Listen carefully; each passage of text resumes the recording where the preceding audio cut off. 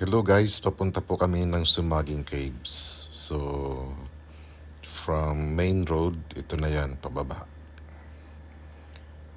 Tapos, ito, dalaan dito registration. So, lahat ng baba, magpaparegistered muna. Since we are on the tour, kaya libre na kami dyan. Nauna na ang registration namin through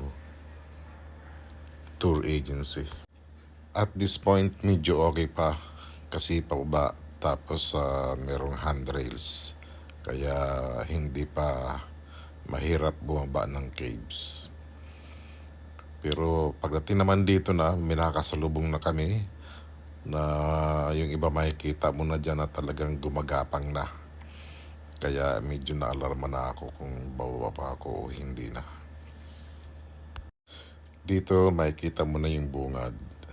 Yan, may sign ng Sumaging Caves. Medyo umuulan nung pumunta kami dito, kaya madulas. At may mga nakabantay na naman na tumitingin sa mga bumababa at ang mga umaakyat na turista. Napakalalim nitong caves, kaya kung senior ka na, it is not really advisable to go down anymore. Pero pwede ka hanggang dito na lang sa bungad. At least nakita mo yung bungad ng Sumaging Caves. At this point, hanggang dito na lang ang railings, kaya wala na kayong makakawakang pababa. Since bato ang dinadaanan ninyo, kaya advisable na magchinilas na lang kayo. At this point, meron kaming briefing na ang cellphone ay hanggang dito na lamang. Kumbaga, isa na lang ang hahawak ng cellphone at pasa-pasa na lang after makalabas dito sa cave na to. At this point, ito ang hintayan. Kumbaga, dito yung pahingahan ng mga galing sa baba.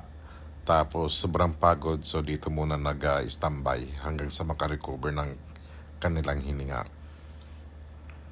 Napakalalim po nitong cave at I decided hanggang gitna na lang ako. Parang hindi ko na kayang bumaba pa kasi mga vertical na yan pababa. Kumbaga gagapang ka na kasi wala kang mahawakan. So I decided na umakyat na lang. Kaya hinatid po ako ng tour guide hanggang dito sa may bungad.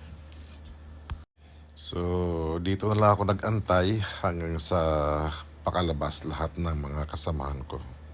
Out of 22 kami, so 3 lang ang nakarating hanggang sa ilalim ng cave. The rest po ay hindi na po kinayang bumaba pa. Anyhow, napakagandang experience po ang makapasok dito sa Sumaging Caves. Kaya if you have time, punta na po kayo dito. Kung kailangan nyo ng travel agency, try to contact me.